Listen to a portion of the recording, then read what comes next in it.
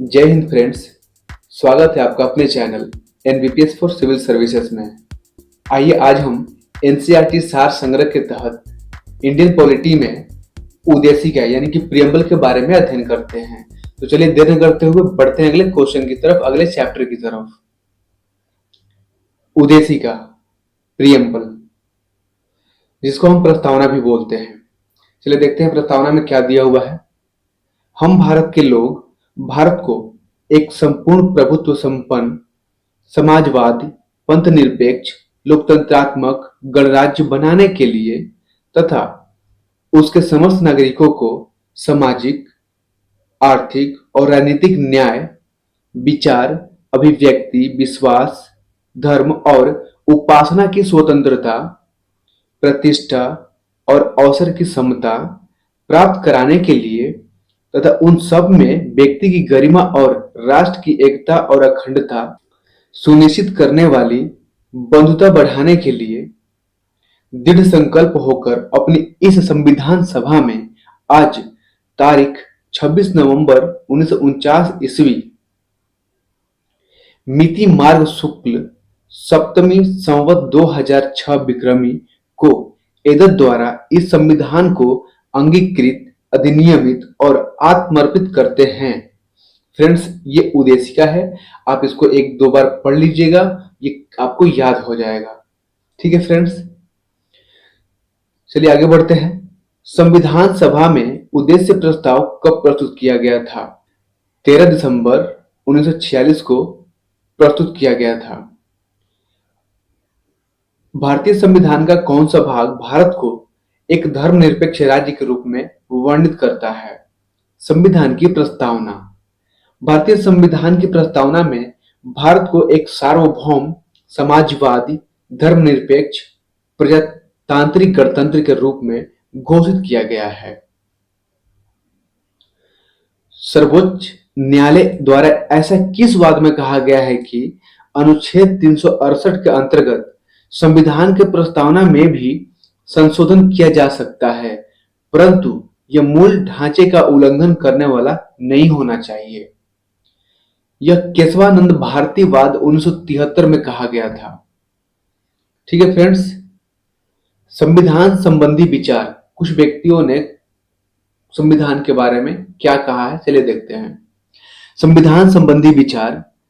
उद्देशिका को के मुंशी ने, राजनीतिक जनपत्री ठाकुर दास भार्गव ने संविधान की आत्मा तथा N.A. पालकीवाला ने संविधान का परिचय पत्र कहा है।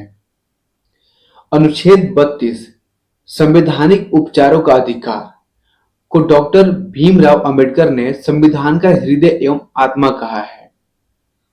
भारत एक गणतंत्र यानी कि रिपब्लिक है, इसका क्या अर्थ है? भारत में वंशानुगत शासन नहीं है, इसका यही मतलब हुआ कि भारत में वंशानुगत शासन नहीं है।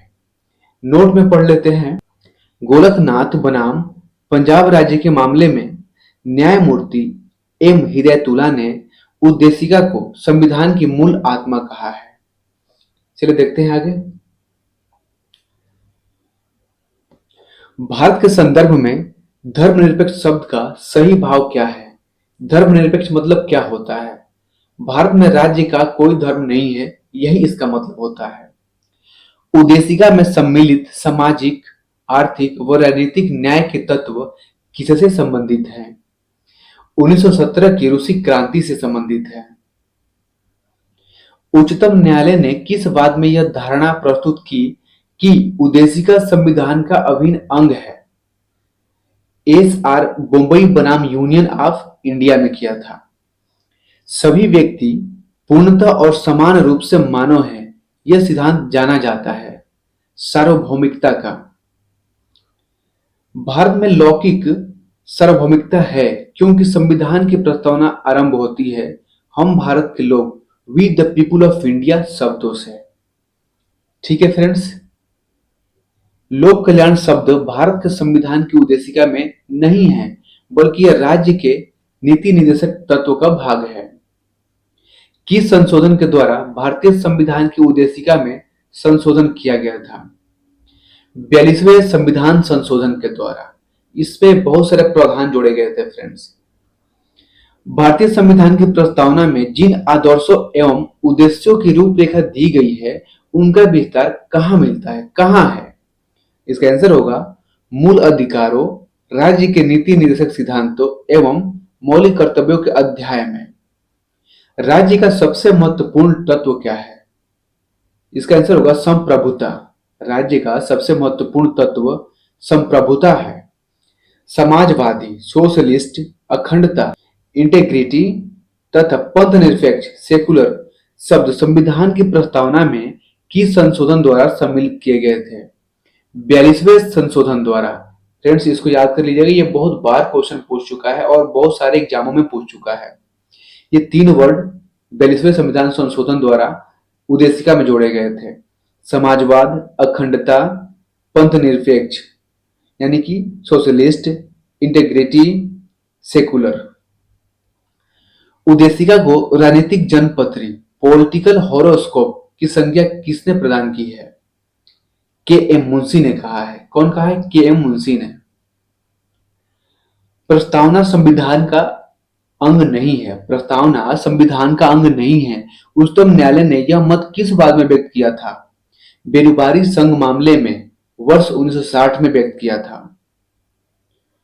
संविधान निर्माण में महत्वपूर्ण भूमिका निभाने वाले संविधान सभा के सदस्य सर अलादी कृष्णा स्वामी अय्यर के अनुसार संविधान की प्रस्तावना हमारे दीर्घकालिक सपनों का विचार है। फ्रेंड्स मैं उम्मीद करता हूं ये चैप्टर आपको समझ में आया होगा और आप 1-2 बार इस वीडियो को देख लीजिएगा तो पूरा हूबहू याद हो जाएगा। ठीक है फ्रेंड्स, तो मिलते हैं अगले चैप्टर में। धन्यवाद।